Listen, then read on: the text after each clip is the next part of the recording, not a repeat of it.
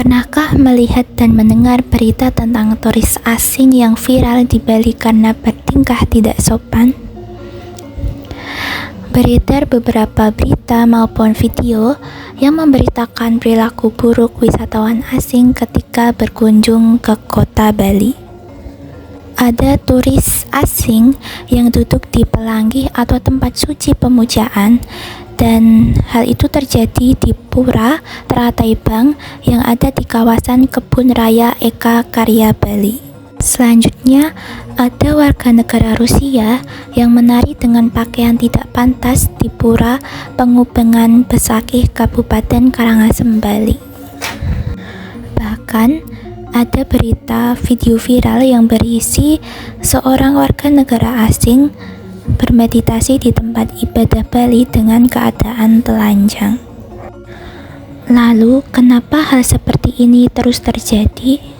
Bali dikenal sebagai pulau wisata dunia, tetapi juga pulau yang sangat kuat menjaga budaya dan kesuciannya.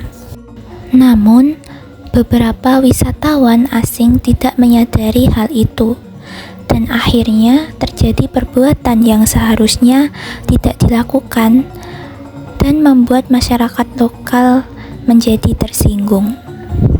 Munculnya berita maupun video viral turis yang berlaku tidak baik memicu protes dan kritik, bahkan hingga ke ranah hukum. Beberapa turis akhirnya dideportasi meskipun mereka bilang tidak bermaksud untuk menghina.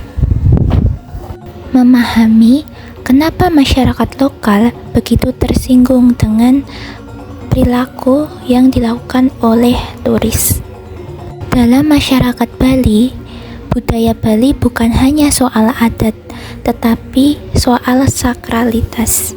Pelinggi, pura, dan gunung bukan tempat biasa, karena mereka menganggap tempat tersebut adalah tempat suci, tempat dewa, dan leluhur. Setiap gerakan, pakaian, dan perilaku di tempat tersebut harus dilakukan dengan penuh rasa hormat. Itulah mengapa hal-hal yang menurut turis itu biasa dianggap sebagai penghinaan oleh masyarakat Bali. Karena hal ini bukan sekedar soal etika, tetapi soal keyakinan. Konflik seperti ini masuk pada konflik antar budaya, karena terjadi antara dua sistem nilai yang berbeda bertemu dan tidak saling memahami. Di satu sisi, wisatawan datang dari budaya liberal, di mana kebebasan berekspresi dianggap normal. Namun, di sisi lain masyarakat Bali punya nilai adat yang ketat dan penuh kesucian. Konflik yang terjadi tidak selalu muncul dalam kata-kata, tetapi banyak terjadi lewat komunikasi nonverbal, seperti gerakan, pakaian, atau sikap tubuh. Turis asing merasa mereka hanya bersantai, tetapi masyarakat lokal melihat itu sebagai bentuk penghinaan.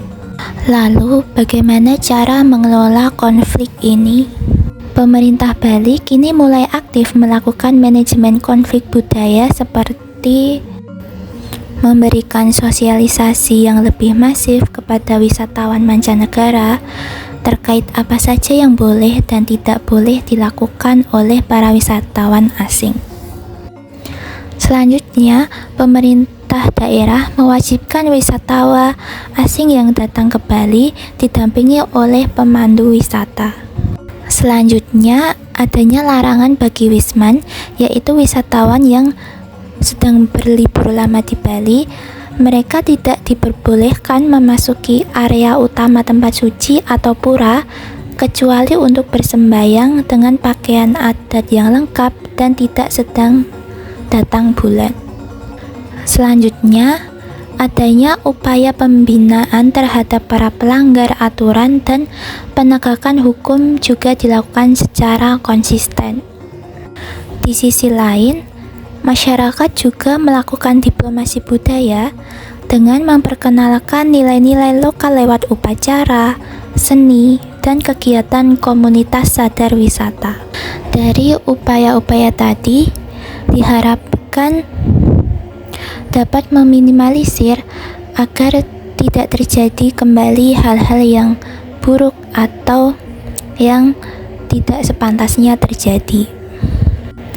Dari kasus ini, kita belajar bahwa wisata budaya bukan hanya soal datang dan menikmati, namun juga soal menghormati, memahami, dan menjaga kebudayaan, tradisi, wilayah yang dikunjungi.